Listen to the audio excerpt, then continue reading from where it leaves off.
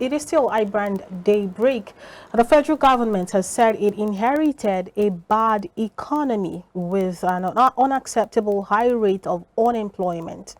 The government also assured Nigerians that the administration of President Bola Tinubu will not rely on borrowing and that he had pledged to be transparent, honest, and accountable to the people. Meanwhile, the president has promised to create about 50 million jobs through the Ministry of Trade and Investment. To have this conversation with us is Prince Adebola Adeniji Adele. He's the President General, Citizens Liberation Advocacy Initiative. Good morning. Thank you for joining us. Yeah, good morning. Thank you for having me. All right, let's start off this way. The NBS unemployment data as of the end of 2022, the fourth quarter, was at about 5.2% for unemployment, and it has moved to 41%. And this is like the third quarter of 2023.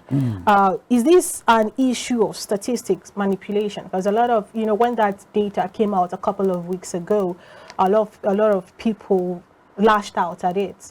People were like, whatever is going on at NBS, we don't know, but this is definitely not true. Do you agree with that school of thought? Well, let's start from like this. I think we're in this country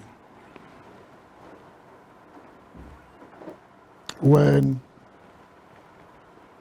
a graduate that struggles to pass through the university and before coming out from the university or graduating from the schools, he has been smelling things coming. Yes. Some received their letters directly from the company that wanted to employ him. He has not yet finished or used service corp, whatever. By then, you will see that time the employment is very easy. Where the employer is going to stay is ready. The car also is ready. Suddenly, things just change. I think when that thing changes, where we're supposed to have begin to look into what happened, what bring the change. See, in a country where the military rules affect the employment of that stations, and a place where the military rules, it gives us a little more, a step back in any nation, that the ministry use a coup to control or to take. Nigeria is also not an exception. It's affected. For that duration of that 32 years that militaries are just rulers, it affects us. Now, as it is now, I want Nigerians to pardon me this morning, because this topic is going to blame little people. It's going to blame the government. We're going to blame the corporate organization. We're going to blame the individuals. Okay? Because the statistics you are looking at, I'm just hearing it for the first time. And as I'm growing, I see that from that 90 upward, is that the employment has just fell down drastically. That people are not seeing job. We have seen some people stay home for 5 years. Likewise, myself, I'm a civil engineer. I went to the Ministry of Works or whatever, the department, they normally go and take your form and fill and whatever. I did not see a job. But I stood up myself. I started my own directly, which is under self-employment. So, if we are going to work on these statistics, who are we going to blame? Is this the government that did not give job? Who are we going to blame? It is the corporate organization that did not give job. Who are going to blame? It is the individual who cannot, looking for the Thai job as I put on this morning, that is what they are looking for. So, what we are going to beg for is the government as it is. We don't want them to stand on fallacies of promises.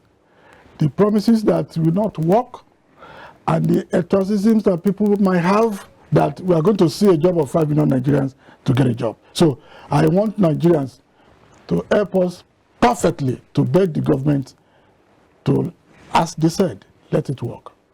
All right, so the question was directed to you because by my colleague, because we need to understand what the government role is. So let's not try to mix things up here. To the most extent, we know that there is a little to what government can do, especially with job creation, especially at the civil service. For the most part, government has no business creating jobs. All they do is make sure that there is an enabling environment for enterprise to thrive.